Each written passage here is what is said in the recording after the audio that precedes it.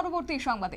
শ্রীলঙ্কা সফরে যাচ্ছেন দেশের প্রধানমন্ত্রী নরেন্দ্র মোদী। অবশ্য সেখানে গিয়ে কিছু চুক্তি স্বাক্ষরিত হতে পারে, যে খবর বলছে সূত্র। এবং তারপরেই এই শ্রীলঙ্কা সফরের পর কলম্বোর উপর চীনের ক্রমবর্ধমান কৌশলগত প্রভাবকে ঠেকাতে এই চুক্তি অত্যন্ত গুরুত্বপূর্ণ, যে মত দিচ্ছেন কূটনৈতিক বিশেষজ্ঞরা। যাবো বিস্তারিত, আমাদের সঙ্গে যুক্ত হয়ে গেছে প্রতিনিধি সম্রাট চৌধুরী। সম্রাট, কি জানতে পারছো? 5ই এপ্রিল শ্রীলঙ্কার প্রেসিডেন্টের সঙ্গে একটা বৈঠক হতে পারে মোদির, এমনটাই সম্ভাবনা, যদিও বিস্তারিত কি রয়েছে? দেখো, আগামী 4 এপ্রিল দেশের প্রধানমন্ত্রী নরেন্দ্র মোদী 3 দিনের জন্য শ্রীলঙ্কা সফরে যাচ্ছেন। এর মধ্যে 5 এপ্রিল শ্রীলঙ্কার যে বর্তমান রাষ্ট্রপতি রয়েছেন অরুণা কুমার দিশানায়কের সঙ্গে একটি দ্বিপাক্ষিক বৈঠক হবে, এবং এই বৈঠকে যে বিষয়গুলি নিয়ে মূলত ভারতের তরফে দাবি থাকবে সেটি হচ্ছে প্রতিরক্ষা সমঝোতা, ঋণ কাঠামো পুনর্গঠন এবং ডিজিটাল সংযোগ, স্বাস্থ্যসহ বেশ কিছু চুক্তিপত্র কিন্তু স্বাক্ষর হওয়ার কিন্তু সম্ভাবনা রয়েছে। আলোচনা এবং তারপর আলোচনার মাধ্যমে স্বাক্ষর। দেখো, বিষয়টা কিন্তু শুধু শ্রীলঙ্কা সফর এই বিষয়ের মধ্যে কিন্তু সীমাবদ্ধ নয়। নরেন্দ্র মোদী বিদেশ সফরের বিষয়ে কিন্তু প্রধানমন্ত্রী নরেন্দ্র মোদী ভারতবর্ষে অন্যান্য বিভিন্ন রাষ্ট্রপতির থেকে অনেকটাই গিয়ে, এবং প্রত্যেকটি যে বৈদেশিক সফর থাকে তার মধ্যে বৈদেশিক সম্পর্ক গুলি দৃঢ় করা বা ওই সংশ্লিষ্ট রাষ্ট্রের সঙ্গে এই দেশের কি ধরনের সম্পর্ক হবে, ব্যবসা বাণিজ্য থেকে শুরু করে রাজনৈতিক এবং ভূ রাজনৈতিক বিশ্বের রাজনীতির মধ্যে আমাদের অবস্থান, সবকটা বিষয় কিন্তু নির্ভর করে। একটু আলাদাভাবে যাচ্ছি, ভারতবর্ষের বর্তমান যে প্রতিবেশীরা রয়েছেন, পাকিস্তান থেকে শুরু করি, পাকিস্তান, চীন, ভুটান, নেপাল, মায়ানমার, বাংলাদেশ, শ্রীলঙ্কা এবং কিছুটা অংশ আফগানিস্তান। যদিও আফগানিস্তানের এর সঙ্গে আমাদের যে সীমানা রয়েছে তাতে খুব একটা প্রভাব পড়ে না, তার মধ্যে কিন্তু শ্রীলঙ্কার সঙ্গে আমাদের বর্তমানে যে সম্পর্ক তা অনেকটা দৃঢ়।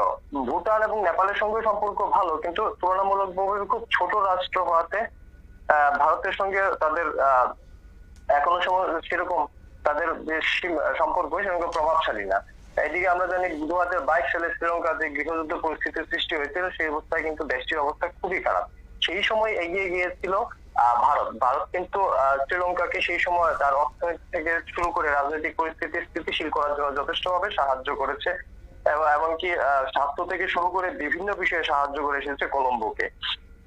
এই পরিস্থিতিতে এখন বর্তমানে যদি আমাদের কলম্বোর সঙ্গে সম্পর্ক আরো সুদৃঢ় হয় তাহলে কিন্তু বিভিন্ন দিক দিয়ে ভারতের লাভ হবে, বিশেষ করে ডিজিটাল পরিষেবা নিয়ে। কারণ যে সমুদ্র বা বন্দর দিয়ে আমাদের দেশের ডিজিটাল পরিষেবাগুলি নিয়ন্ত্রিত হয় তা কিন্তু কলম্বোর সঙ্গে বা শ্রীলঙ্কার সঙ্গে সম্পর্কের উপরই অনেকটা নির্ভরশীল। অন্যদিকে কলম্বোর সঙ্গে কিন্তু একটা বিবাদও রয়েছে। আজ থেকে দীর্ঘ 35 বছর আগে যখন কলম্বো থেকে শান্তি সেনা সরিয়ে নেওয়া হয়েছিল ভারত, তখন কিন্তু কলম্বোর সঙ্গে শ্রীলঙ্কার সঙ্গে ভারতের সম্পর্কে একটু তিক্ততা ধরে। সেই বিষয়টিকে মাথায় রাখতে হবে নরেন্দ্র মোদী। এই বিষয়গুলি মাথায় রেখে কিন্তু আগামী এই যে 3 দিনের সফর, এবং আশা করা হচ্ছে যে এই 3 দিনের সফরে ভারত অন্তত বেশ কিছু চুক্তি নিজের পক্ষে তুলে আনতে পারবে। যদিও সম্প্রতি আমরা নরেন্দ্র মোদীর আমেরিকা সফর দেখেছি, যেখানে ভারত তার পক্ষে বিশেষ কিছু তুলে আনতে পারেনি, উল্টো আমেরিকার নানা কটূক্তির শিকার হয়েছে।